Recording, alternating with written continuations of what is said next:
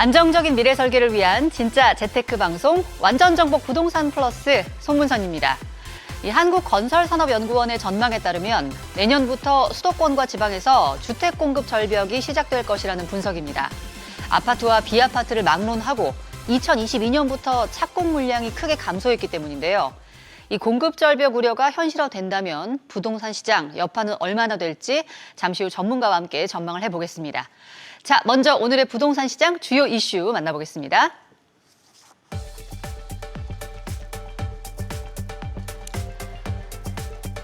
전국 아파트값이 내림세로 돌아섰습니다. 27주 만인데요. 정부의 대출 규제 강화와 경기 침체 우려, 또 매수 심리 위축 등의 영향을 받았습니다.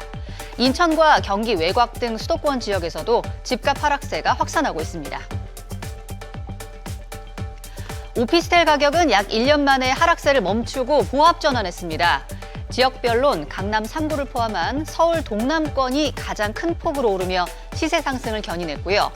면적별로는 대형 평수들의 가격 상승이 눈에 띄었습니다.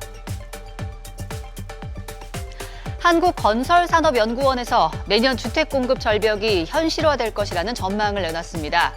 2022년부터 시작된 수도권 아파트 착공 감소 영향이 내년부터 본격화될 것으로 봤는데요.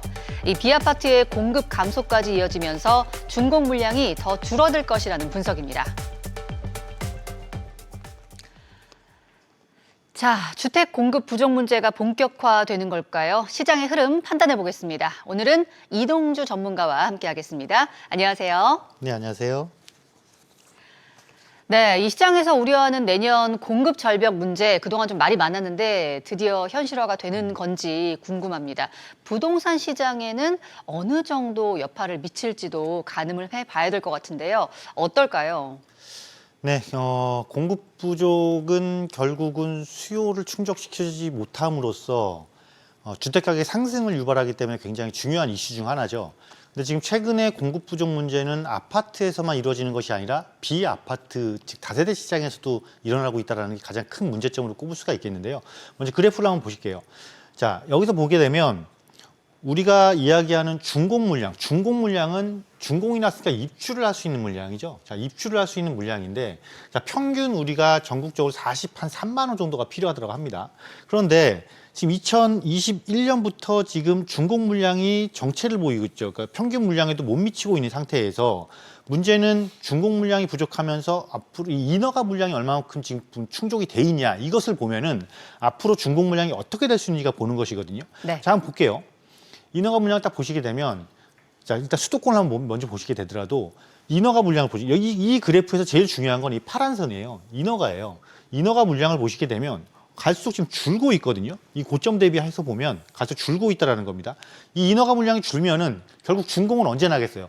인허가가 나면 최소한 3년에서 4년 뒤에 준공이 난다라는 것이고, 결국은 3, 4년 뒤에 이 준공이 안 나니까, 준공 물량이 부족하니까 입주 물량 부족으로 연결된다라는 것이죠. 이것이 또, 자, 비아파트를 보게 되면 아예 뭐 지금 거의 폭락 수준으로 인허가 물량이 없고 공급 물량도 없다, 이렇게 보시면 돼요. 자, 이렇게 한번 볼게요. 비아파트가 그럼 과연 이 비아파트가 시장에서 차지하는 비중이 얼마큼이냐라고 봤을 때 거의 한 27% 정도를 담당을 하고 있습니다. 시장에서 27%의 시장을 담당을 하고 있어요. 특히나 이 비아파트는 여기서 대표적인 서민주택입니다. 이 서민주택의 30%를 차지하는 이 서민주택이 지금 사라지고 있다는 것이죠. 그 원인으로는 정부에서 이 비아파트를 바라보는 시간이 약간 비틀어졌다는 거예요. 전세 사기의 주범으로 자꾸 지목하고 있다는 것인데, 일부의 일을 마치 전체 일처럼 자꾸 확대 해석함으로써 서민들조차도 이 비아파트에 대한 불안감이 가중되고 있다는 거죠. 그렇다 보니까 사업자는 당연히 공급을 안 하게 되고, 공급을 안 하게 되니까 인허가 물량은 부족한 거고, 이것이 앞으로 3년, 4년 뒤에 이 서민들의 주거 시장을 지금 어떻게 할 것인지에 대한 심각한 반성과 함께 대책이 마련돼야 된다라는 것을 한번 말씀을 드려볼 수 있겠고, 자, 아파트도 마찬가지입니다. 아파트도 이렇게 인허가 물량이 줄어든다는 거는 결국은 22년도에 인허가 물량이 확 줄었어요. 네. 그럼 이 아파트가 인허가 물량 줄어서 입주가 언제냐면 최소 2025년, 내년 말 또는 내후년이란 말이죠. 결국은 2025년, 2026년, 더 나아가서는 2027년까지도 공급 물량이 없다. 이렇게 되면 준공 물량도 없다라는 거, 당연히 입주 물량이 없다라는 것이고, 또 특히나 문제가 어디서 되는 거냐면 지방보다 수도권이 더 집중되는 이유가 뭐냐면 서울을 비롯해서 수도권은 빈 땅이 없습니다. 빈 땅이 거의 없어요. 특히 그리고 이 곳에 거주하는 수요자들은 어디에 주택을 원하고 있냐면 도심의 주택을 원하고 있습니다. 그럼 이 도심에서 주택을 공급할 수 있는 유일한 방법은 정비 사업인데 지금 이 정비 사업을 활성화한다라고 이야기하고 있지만 후속 법안 마련이라든가 이런 것들이 지금 뒷받침해주지 못하고 있다는 것이죠. 그러므로 인해서 이것은 앞으로 한 2년 뒤, 3년 뒤에 공급 부족에 의한 주택 가격 상승은 눈에 보듯 뻔하게 지금 현상이 지금 발생하고 있다. 따라서 이에 대한 정부의 적극적인 대처 방안이 절실하게 지금 요구되는 시기다라고 보시면 되겠습니다. 네.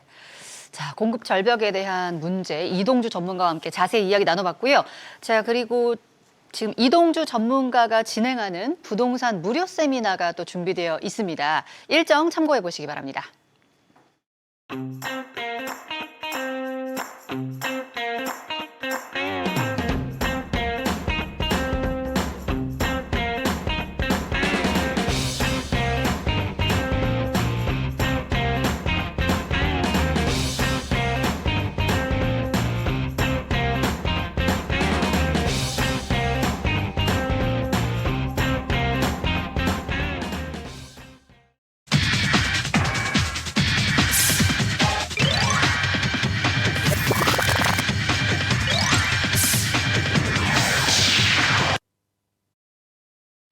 자, 지금 부동산 시장에는 어떤 일이 일어나고 있을까요? 알아두면 도움되는 부동산 정보 알기 쉽게 전해드립니다. 이번 시간에는 홍정기 전문가와 함께하겠습니다. 어서 오십시오. 네.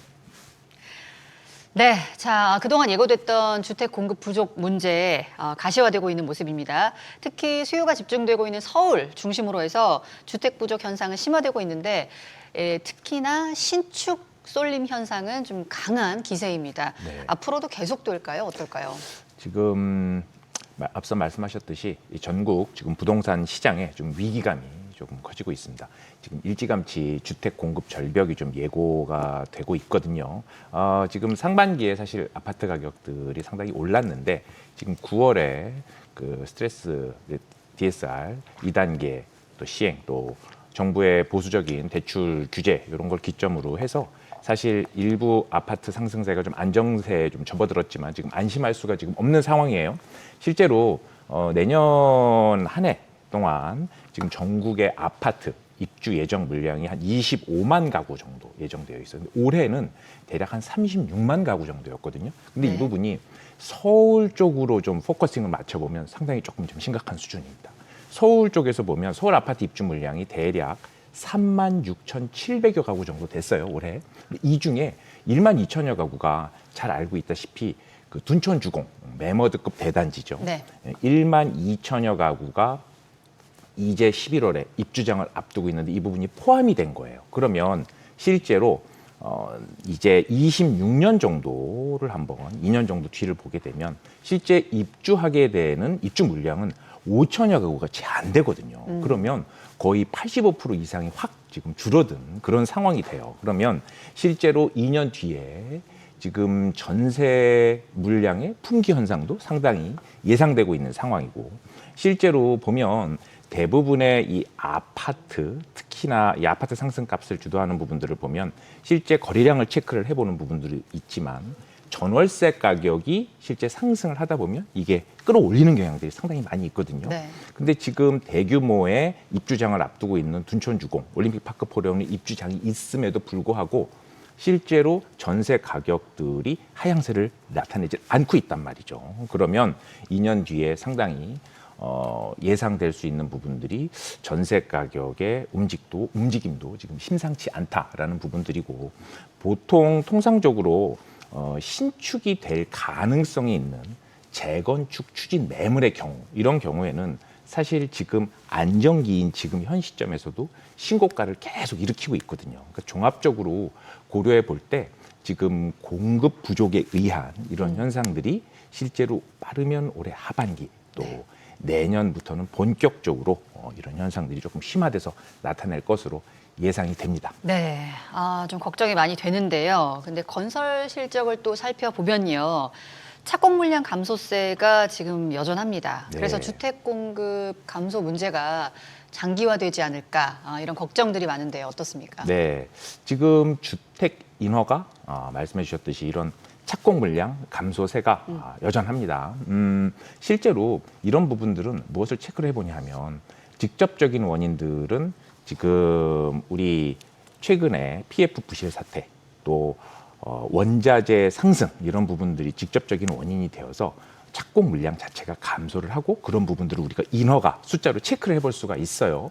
근데 실제로 그런 부분들은 착공 부분들을 체크를 하다 보면 실제 입주 때까지는 최소 2년 반에서 3년 정도의 시간이 걸리거든요. 그러니까 지금 부분들을 체크를 해보자면 앞으로 2년 뒤에는 조금 더 상황이 심각해질 수 있다라는 네. 부분들이고 실제로 9월까지 누계 같은 경우가 전년 동기 대비해서 인허가 착공 물량이 대략 한 25% 정도, 지금 22.6% 지금 정확하게 줄어든 상태가 되고요. 네. 수도권 착공도 전월 대비해서 지금 계속 줄어들고 있는 상태입니다. 또 여기서 체크해봐야 되는 부분들은 비아파트 부분들이에요. 그러니까 네. 비아파트 부분, 앞서도 말씀해 주셨지만 비아파트 공급 물량이 실제로 보통 재작년까지, 즉 23년도까지 연평균 대략 6만 가구 정도 계속 공급이 됐었는데 실제로 작년 올해 같은 경우는 이게 4만여 가구로 확 떨어졌거든요. 그러면 공급 부족에 따른 집값 자극이 계속 우려되고 있는 상황이고요. 또 아파트, 즉 서민주택의 역할을 하는 징검다리 역할을 하는 이런 빌라 시장마저도 지금 상당히 조금 위험하다. 그래서 이런 부분들은 정부의 조금 대출 규제라든지 정책에 대해서 좀 나름 유연한 이런 부분이 좀 필요하지 않나 이렇게 좀 예상해 봅니다. 네. 뭐 정책적인 유연함도 그렇지만 일단은 주택 공급에 대한 부분 아무래도 관건이 될 것 같습니다. 정부도 도심 주택 공급 확대를 위해서 뭐 다양한 어떤 정비 사업 규제를 완화하는 등 정책들을 내놓고 있는데 이런 부분도 한번 설명 주실까요? 네, 가장 빠른 공급, 특히 서울에서 뭐 어떤 걸 하면 좋을까요? 정비 사업 네. 쪽을 아무래도 건드려야 됩니다. 정비 사업 활성화를 하는 길이 최선의 선택 중에 하나일 수 있고요. 기본적으로 서울은 공급할 땅이 없으니까 대규모 택지 공급 같은 것들이 어려운 거고요. 실제로 서울 아파트의 신규 주택 공급의 65%를 차지하고 있는 게 재건축과 재개발 형태라는 거예요. 그래서 재건축, 재개발, 정비 사업을 통해 이루어지는 것이 대부분인데 실제로 토지 제한되고 1, 2인 가구 수가 계속 늘어나다 보니까 도심권에 주택을 필요로 하는 이런 세대 수가 계속 늘어나고 있거든요. 그렇다면 분명한 것은 정부에서는 주택 공급 확대 기조가 분명하고 그러면 용적률 상한 또 공공기여 범위 제한, 뭐 완화 이런 부분들로 기본적인 재건축, 재개발을 활성화해야 되는 필요성이 있는 거죠. 사실 전혀 움직임이 없는 것은 아니고요. 네. 지난 5월에 서울시에서는 2030 도시환경 주거정비 사업 계획들을 내어놓았어요. 근데 이런 부분들은 이 지난 우리 박원순 서울시장 때 대략 한 2015년 뭐 사실 아파트 대신에 생활권 단위의 종합계획 짜겠다는 부분들에 비해서는 지금 많이 변화가 일어난 거죠. 일어난 건데 이런 부분들은 사실 지금 추진하고 있는 부분들 뭐 사업성 보존계수 완화라든지 용적률 완화 또 이 기본적으로 지금 재개발을 추진하는 데 있어서 주민들이 좀 반대를 하는 경우 그런 구역들에 대한 인센티브를 조금 더 주는 이런 부분들 방향들이 상당히 지금 중요한 시점이고요. 이 기본적으로 재개발을 통해서 좀 주거 환경을 정비해서 경쟁력을 끌어올리는 이런 쪽에 재건축, 재개발을 신속하게 움직여서 신속하게 추진하려는 이런 움직임들이 되게 중요하고 이런 부분들에 저희 시장 참여자분들이 좀 지켜볼 필요가 있다. 좀 이렇게 좀 정리해 보겠습니다. 네. 뭐 주택 공급 확대 정책은 여러 방면으로 이렇게 노력을 하고 있는데 또 이제 문제가 있습니다. 치솟는 공사비 그리고 고금리 부담 이런 부분들이 아무래도 또 발목을 잡는 부분들이잖아요. 그래서 관련 지역 뭐 좀 부동산 영향들도 궁금합니다. 네. 사실 주택 공급 확대 정책이 나오는 가운데 공사비 또 금리 인상 이런 부분들이 주택 공급의 발목을 사실 잡는 직접적인 원인들이 좀 되고 있죠. 최근에 뭐 일단 뭐 코로나19라든지 또 기타 우크라이나 전쟁이라든지 이런 부분들 인플레이션이 좀 장기화되고 있는 가운데 실제로 최근 1년간의 아파트 공사 계약을 할 때 건설공사 계약 금액 자체가 16% 정도가 지금 오른 상태예요. 네. 그래서 이거를 그래프에서 보신 것처럼 건설 공사비 지수라고 나오잖아요. 네. 건설 공사비 지수라는 게 이제 건설 공사에 투입되는 직접 공사비를 특정 시점, 그러니까 일반적인 물가를 100으로 했을 때 그 부분에 투입되는 부분들에 대한 투입 자원을 변동률을 나타낸 지수예요. 100이 기준이고 지난 10년간 꾸준히 올랐는데 9월 기준으로 최고점인 지금 130에 가까운 부분, 129.7을 찍었단 말이에요. 그러면 이제 예상되는 부분들은 사실 공사비가 오르니 신규 분양 단지의 경우에는 기존 단지보다 당연히 공사비가 오르니 네. 분양 가격이 높을 수밖에 없는 거고요. 이런 부분들 때문에 또 정부에서는 2026년까지 공사비 상승률을 2% 내외로 좀 제한하자, 억제하자 나오는 이런 안정화 방안들도 마련을 하고 있죠. 여러 시도들을 하고 있습니다. 이런 움직임들은 이제 긍정적인 부분들이고요. 결론적으로는 정비 사업을 통해서 주택 공급의 안정화, 주택 공급의 정상화를 실현해야 되는 이런 당면 과제에 있어서 지금 말씀해 주신 것처럼 기존의 노후된 주거 정비, 주거지에서도 이런 부분들이 자꾸 추진이 되어야 긍정적인 영향이 있을 것으로 이렇게 보입니다. 네, 자 지금까지 주택 공급 부족 사태에 대한 부분들 전체적으로 한번 짚어봤습니다. 함께해 주신 홍정기 전문가와는 인사 나누겠습니다. 오늘 고맙습니다.